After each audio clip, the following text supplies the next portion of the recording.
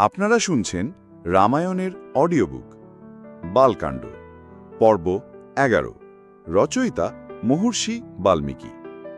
প্রিয় শ্রোতাগণ, স্বাগতম রামায়ণ বালকাণ্ডের 11তম পর্বে।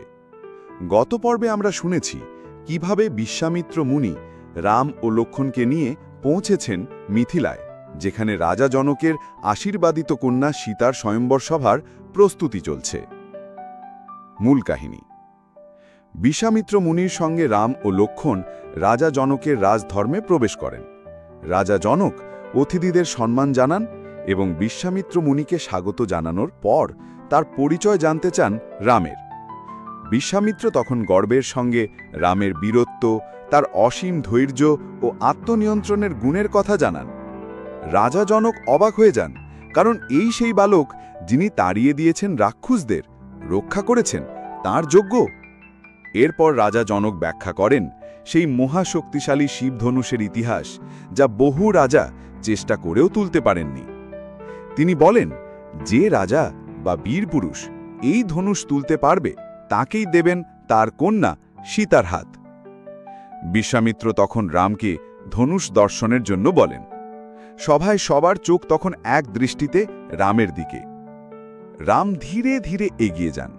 তিনি নম্রভাবে ধনুষের সামনে প্রণাম করেন, তারপর পরম মাধুর্যে সেটিকে তুলে নেন, এমনকি ভেঙেও ফেলেন, যাতে এক বিশাল শব্দ হয়।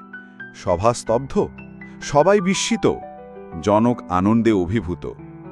এইভাবেই সীতার স্বয়ম্বর সম্পন্ন হয়। রামের সঙ্গে তার শুভ মিলন ঘটে। বর্তমান জীবনের সঙ্গে মিল: এই অধ্যায় আমাদের শেখায়, প্রকৃত যোগ্যতা নিজের শক্তির প্রকাশে নয়, আত্মসংযমে।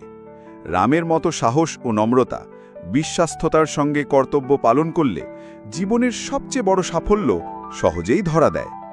আরেকটি গুরুত্বপূর্ণ শিক্ষা: যোগ্যতা থাকলে স্বয়ং বিধাতাও পথ করে দেন। অহংকার নয়, নম্রতাই মানুষকে মহত্ব দেয়।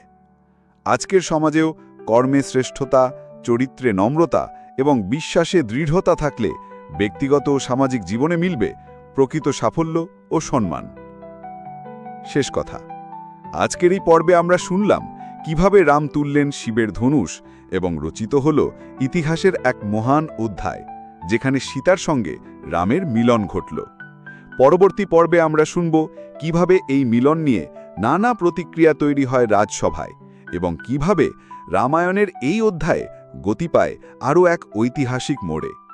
পর্ব ভালো লাগলে লাইক, কমেন্ট ও শেয়ার করুন এবং পরবর্তী পর্বের জন্য সাথেই থাকুন। ধন্যবাদ।